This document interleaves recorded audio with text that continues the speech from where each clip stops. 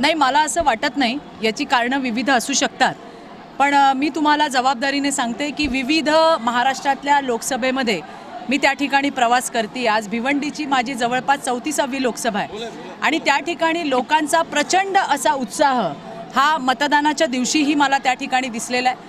टक्केवारी कमी झाली आहे हा तर तसं बघितलं तर थोडासा चिंतेचा विषय नक्की आहे, परंतु त्याची कारणं विविध आहेत।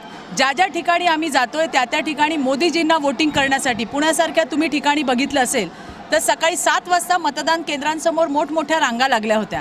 अशा विविध ठिकाणी जिल्ह्यांमध्ये आपल्याला दिसतायत, परंतु एवढं मी नक्की जबाबदारीने आपल्याला सांगू शकेन की मतदारांमध्ये प्रचंड उत्साह आहे।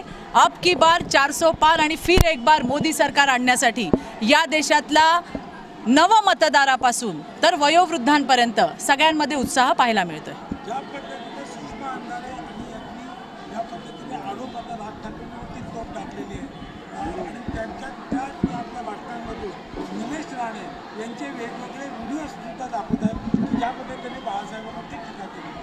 मला असं म्हणायचं आहे की राजसाहेब ठाकरे यांचं कर्तृत्व आणि त्यांच्यावर बोलणाऱ्या या सगळे सटरफटर यांना आपण फारसं महत्त्व देऊ नये। यांचं योगदान काय आहे हे आपण पाहिला पाहिजे।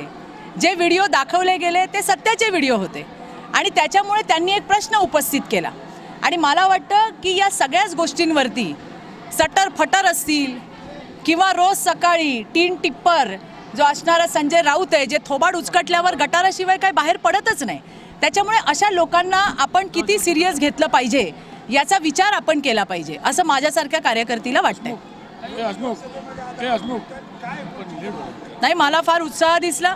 आज मी आमच्या संतोष अण्णासोबत, आमचा हर्षल या सगळ्यांसोबत, आमच्या तावरेताई आहेत, आमच्या ममताताई आहेत, या सगळ्यांसोबत मगाशी कुठे गेलेलो, मीठपाड्याला गेलो। आत्ताही तुम्ही पाहिलंय ही सगळी लोक या सगळ्या परिसरातली लोक आहेत आणि खूप काम या ठिकाणी चाललेलं आहे। या भिवंडीचा नक्षा बदलायचं काम हे त्या ठिकाणी कपिल पाटलांच्या माध्यमातून झालेलं आहे। मोदीजींच्या सगळ्या योजना यशस्वीपणे भिवंडी लोकसभेमध्ये आणण्याचं काम कपिलजींनी केलं आहे, ज्याला मग आमच्या संतोष अण्णासारखे सगळे सहकारी यांनी चांगल्या मोठ्या